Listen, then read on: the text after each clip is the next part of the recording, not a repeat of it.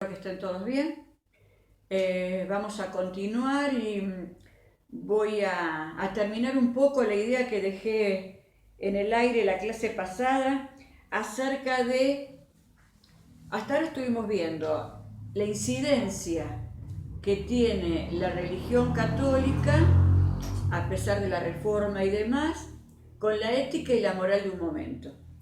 Pero en ese momento convivían otros pensamientos y convivían otras religiones. Dijimos que los musulmanes y los judíos, que habían sido también perseguidos por la religión católica, pero también estaban los cultos paganos, muchos de ellos con influencia de las religiones greco-romanas o de las religiones de determinadas tribus que eran antepasados en Europa, las cuales tenían su propia manera de curar y sus propios ritos religiosos. En cierta manera, la Santa Inquisición, que los persiguió, que quemó a tantas mujeres por brujas, en realidad veía ahí una competencia, porque la religión era tan fuerte en ese momento, era Dios el centro de toda la vida y de todo el universo, que competían estas brujas con los sacerdotes porque ellos eran los que tenían el saber. El saber no solo de lo religioso, sino también de lo que sería la medicina. Era muy normal que en cualquier iglesia hubiera una botica, una farmacia donde elaboraban los medicamentos. Entonces, estas mujeres, con sus ritos, sus brebajes, su manera de curar distinto, iban a competir con los sacerdotes. ¿Por qué digo esto? Porque también empezaron a surgir, sobre todo después de el comienzo de la Edad Moderna, lo que se llamaron las filosofías éticas seculares, vendría a ser laicas. Y yo les hablé del Leviatán. El Leviatán fue un libro escrito por Tomás Hobbes, que el nombre lo toma de un monstruo inhumano de la Biblia, que algunos lo comparan con el demonio. Él toma ese nombre para darle el título a su libro.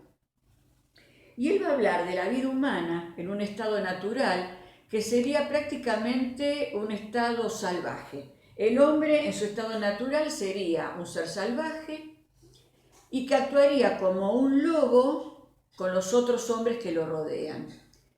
Su vida sería muy pobre, sucia, sin conocimientos, sin compasión hacia el otro. Entonces esto va a hacer que para poder convivir armaran algo artificial como sería un contrato social.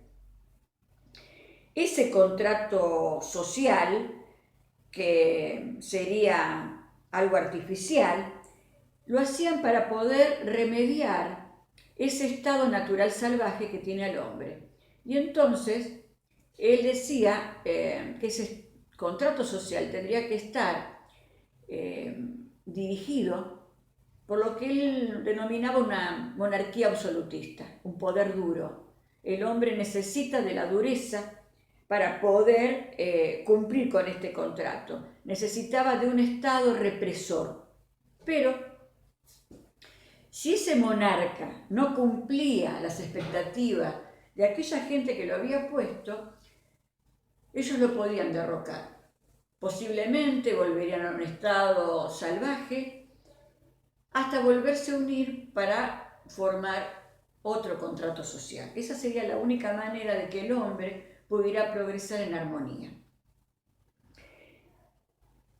Posteriormente a eso, Locke mantenía ese contrato, pero él decía que ese contrato debería de servir para limitar a ese poder absoluto que tenía que gobernar a la gente. O sea que ese contrato sería para limitar eso represor que impone Hobbes y que esto va a mantener tranquilo, organizada a la gente y sí va a promover la libertad individual, porque iba a estar limitado. Hay otro filósofo de esa época que yo no lo nombro porque como yo les dije en la otra clase, son esos filósofos que un día entran de moda, ¿no? Porque también hay filósofos que se ponen de moda, que es Spinoza. Spinoza en su momento no fue escuchado, fue tratado muy mal. Sin embargo, hoy Spinoza, con su concepto del Dios, ha sido otra vez puesto en escena. Es muy común escuchar decir el Dios de Spinoza, o al menos yo lo he escuchado. Entonces, no es un filósofo que uno lo tiene como obligación, que es muy leído, pero a mí me pareció muy interesante las apreciaciones que hace Spinoza en cuanto a que la necesidad de los intereses humanos van a determinar lo que está bien y lo que está mal. O sea, el interés que promueve a todo el humano es el único que puede decir qué está bien y qué está mal. Y que el humano más elevado, el humano más intelectual, es aquel que puede desarrollar el amor intelectual de Dios. Dios habla de un Dios sin disociarlo del mundo. Es más, Él va a decir que Dios es parte de Él y es parte de la naturaleza. Dios fuera de Él no existe para nada. Esta idea de este Dios de Spinoza es tomada incluso por algunos musulmanes, como un Dios que es parte de uno mismo y es parte de la naturaleza que nos rodea. ¿Sí? Todas estas ideas nuevas que está cambiando la manera de ver la moral y la ética tienen mucho que ver también con este cambio que yo les decía, en donde lo religioso se corre del eje. Y entonces en esta edad moderna ya no es Dios el centro del mundo, ahora es el hombre. Y uno que lo va a imponer es Copérnico. Copérnico con la teoría de que la Tierra no era el centro de todo el sistema solar o el sistema en el que vivimos, sino que el centro era el Sol y que la Tierra giraba a su alrededor. Con lo cual toda la teología, todo lo que tenían por verdadero la religión católica en cuanto a la idea de la Tierra, de la creación y demás, por ahora, solamente por ahora, lo que Copérnico va a cambiar es la idea de que es el Sol el centro del universo y la Tierra gira alrededor de él, lo cual va a ser una revolución del pensamiento importante. Y lo digo ¿por qué? Porque este cambio, en donde el hombre empieza a experimentar, en donde el hombre no tiene miedo de decir o de hacer cosas que a lo mejor no están acorde a lo que se pedía o pide la religión, lo va a hacer, a mi modo de ver, más libre de pensar, de poder experimentar, de poder discutir y de poder cambiar algunas cosas. Entre las cosas que se van a cambiar es la manera de ver la ética. Esa ética heterónoma, material, que veíamos hasta ahora, y heterónoma, ¿por qué lo digo? Porque la obligación moral siempre se daba proveniente de un Dios exterior o de nuestra propia naturaleza como esencia. Y material, ¿por qué? Porque nosotros veíamos o nos dijeron, por ejemplo, si queremos tener el cielo, tenés que hacer tal y cual cosa, obrar de tal manera, arrepentirte y entonces tenés lo bueno, una ganancia. Aristóteles y otros en su momento hablaban como de tener la felicidad, ¿no? Si uno obra de tal manera, entonces va a obtener la felicidad.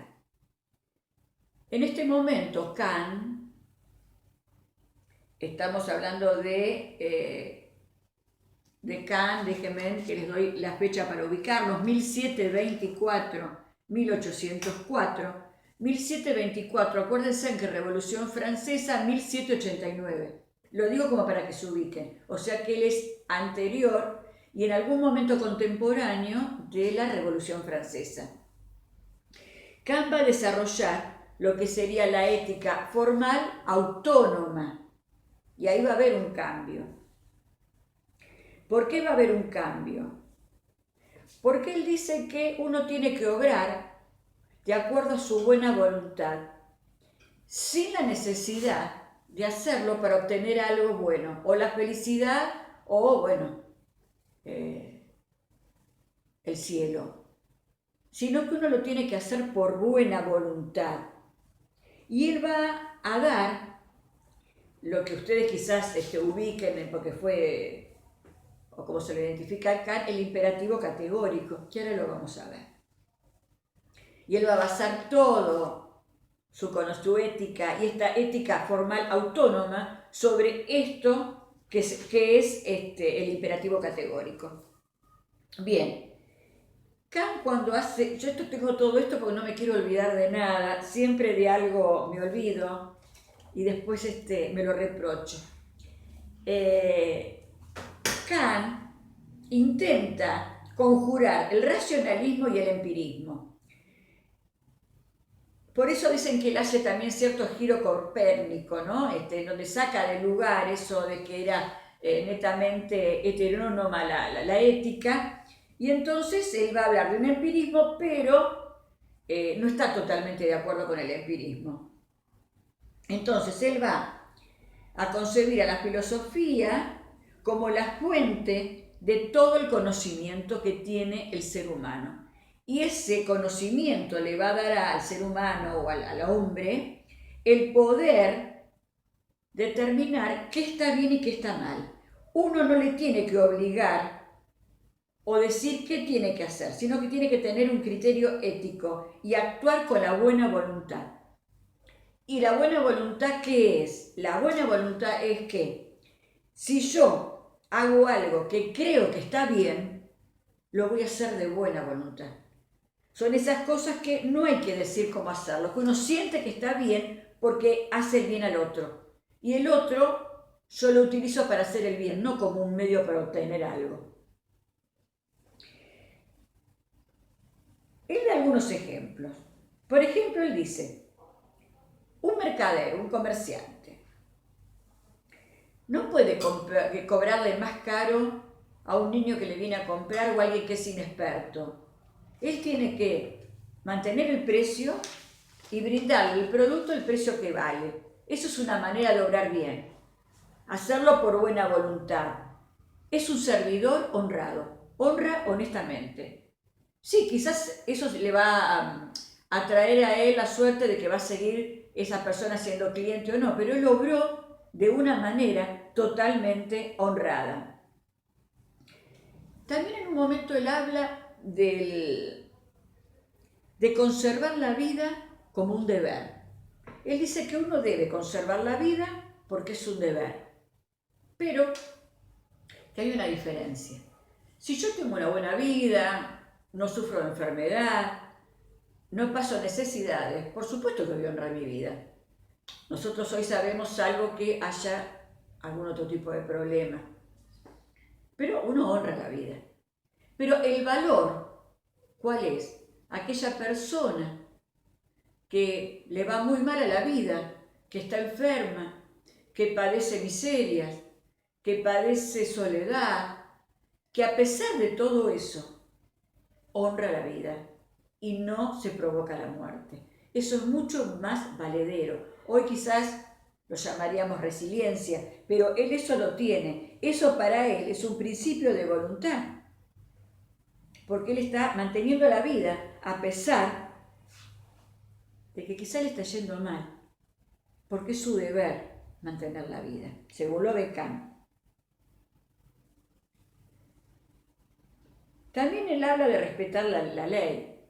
Uno tiene la obligación de respetar la ley como una máxima obediencia, porque si yo no respeto la ley puedo perjudicar a otro. Entonces, si esa ley que está quizás me trae a mi problema, no importa, yo la tengo que respetar, porque el no hacerlo puede traerle problema a otro. Entonces, es un problema de lo que él llama la buena voluntad. Cuando yo hablo de Kant y hablo de esto que es el imperativo categórico es algo que es maravilloso lo que él dice, pero que va a costar muchísimo hacerlo. Él dice que obra como si la máxima de tu acción pudiera ser erigida por tu voluntad en ley universal de la naturaleza. ¿Qué quiere decir con esto? Que uno debe de hacer las cosas de tal modo que mi conducta se pueda convertir en una ley universal. Obra de tal modo que uses a la humanidad siempre como un fin, no como un medio. Él dice que el humano debe de tratar al otro como un fin, no como un medio de enriquecimiento. Muchas de estas cosas que pone Kant en su libro Crítica de la Razón y la metafísica de la ética y demás, pero sobre todo esto es tomado después como derecho humano, porque es importantísimo, algo tan simple, ¿no? Todo lo que yo haga tiene que hacer con el fin de mejorar, no usar al otro como un medio, sino como un fin. Lo cual, bueno, es tan simple, pero complicado, porque la vida es complicada, la teoría es hermosa, pero el hombre, en su esencia, en la base, está la envidia. Nos cuesta decirlo, no, yo no soy envidiosa, pero es lo que pasa. Hoy nos quejamos de muchas cosas, pero creo que nos estamos perdiendo a la parte en que perdimos la esencia de saber que el otro también es un yo. El otro también tiene un yo. Y entonces, como que el otro se desdibuja, ¿no? El individualismo, el llegar a triunfar sin medir a quién aplasto. Porque el individualismo hoy está en boga, ¿no? El triunfar. Y bueno, acá lo dice simple. Kant en esto, a mí al menos me hace pensar mucho. Cuando él habla del imperativo hipotético, y él dice, sí, bueno, yo no robo porque tengo miedo a que, miedo a que me lleven preso. Entonces eso no es categórico, porque uno debería de hacerlo por creer que no lo tengo que hacer, no por el castigo. Y ahí estamos en un tema, ¿no? De ética, de moral y de todo lo que vinimos hablando. Él habla también que hay juicios a priori y que hay, no juicios a priori, él habla de que el conocimiento humano que él estudia y que él lo ve profundamente, tiene modos de pensar y proposiciones, ¿no? Como él está con lo empírico y demás, dice, bueno, está bien, ¿cómo puede llegar el hombre a la buena voluntad y a saber? Porque el hombre lo estudia, porque el hombre tiene razón y la razón está por encima de todo. Es empírico y es también, él aporta mucho de la teoría de la razón. Entonces él dice, bueno, el conocimiento humano tiene modos de pensar y va a desarrollar proposiciones. Y entonces va a decir, hay juicios. Uno sería un juicio a priori, un juicio sin conocimiento. 2 más 2, 4. No hay mucho más que discutir. Nos pusimos de acuerdo, dijimos 2 más 2, 4. Listo. Es a priori, no puedo discutir más. A posteriori. ¿A posteriori qué sería? Voy a dar ejemplos fáciles. El té está caliente. El té está caliente. Yo me entero que el té está caliente después que lo sirven. Porque el té no es sinónimo de estar caliente. El otro es el analítico. El analítico, la proposición analítica, es cuando el predicado está dentro del sujeto. Por ejemplo, un triángulo tiene 3 ángulos. O, algo que está en el apunte, la casa negra es casa. Ya está. ¿Qué voy a decir? ¿La casa negra no es casa? Ya está ahí el contenido de lo que estoy diciendo. No aporto nada nuevo. La casa negra es casa. No aporto algo nuevo. Sin embargo, en el pensamiento o en la proposición sintética, sí, porque yo al predicado le voy a agregar algo, dice él. Por ejemplo, este papel es blanco. Le estoy agregando en el predicado un concepto que es blanco. Le estoy agregando algo. Porque yo puedo decir, esto es un papel, punto. Ahí todos se dan cuenta que es un papel. Le agrego, es blanco. Entonces, sobre eso, él dice que la ciencia solo puede tener juicios sintéticos y a priori. Algo nuevo y universal. Él dice que 60 más 60 es 120. Y siempre va a ser 120. Para la física y para las matemáticas. En otras ciencias, ¿sí? Entonces él habla de la ética autónoma y que él la va a desarrollar mediante el imperativo categórico.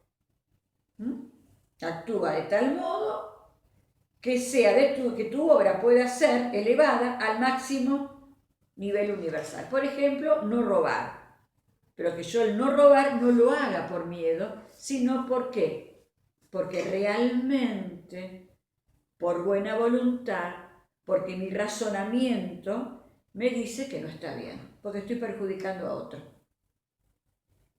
Bien, como para redondear el tema, a todo esto, ¿qué pasa con Dios y Kant? Bien,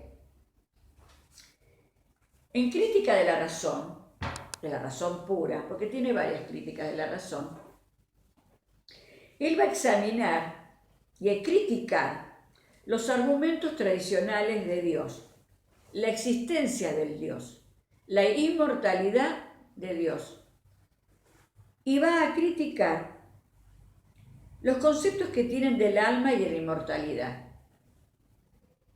Entonces él va a decir, va a desarrollar el libro, todo, y de golpe va a decir, con Dios nos hemos topado.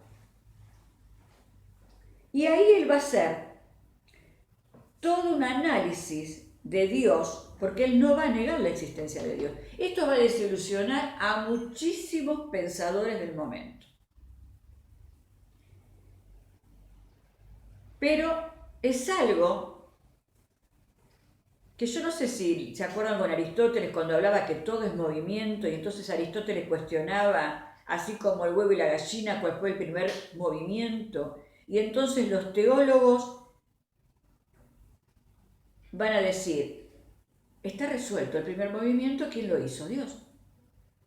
Entonces estamos de acuerdo con Aristóteles, todo es movimiento, pero el primer movimiento lo hizo Dios. Y él va a empezar a desarrollar su filosofía y su ética formal, autónoma y demás, pero se topa con Dios. Y entonces no niega la existencia, y entonces dice que se impone la razón práctica como postulado. O sea, es indemostrable, pero necesaria para la moral, la existencia de Dios. Indemostrable, pero necesaria la existencia de Dios. Porque él dice que hay una separación muy grande entre el ser y el deber ser. Y entonces el hombre y el mundo tienen ese dilema. ¿Y cómo lo van a unir? ¿Cuál sería la unión perfecta? La existencia de Dios. Porque entonces se va a dar una unión perfecta de virtud y de felicidad. Por supuesto que a muchos esto no les va a caer bien. ¿Por qué? Porque esperaban, sin duda, de Kant que pudiera probar la no existencia de Dios. Pero bueno, él llega a la conclusión de que Dios existe, o al menos no tiene los fundamentos como para demostrar que no. Bien, con esto dejaría. Prometo que voy a tratar de que la próxima clase sea en Zoom. Cualquier duda, cualquier pregunta, yo trato de darles la mayor información posible. No estamos viendo filosofía, sino la ética y la transformación a través de los cambios históricos políticos. De acá en más vamos a ver, en este momento también comienzan muchas ideas pre-Darwin, de Darwin, éticas previas a Darwin. Darwin va a ser otro puñal al narcisismo del hombre, ¿sí? Entonces, acá lo importante es ir viendo el desarrollo. Hoy dejamos, no los quiero complicar más. Cualquier duda, total disposición. Buen fin de.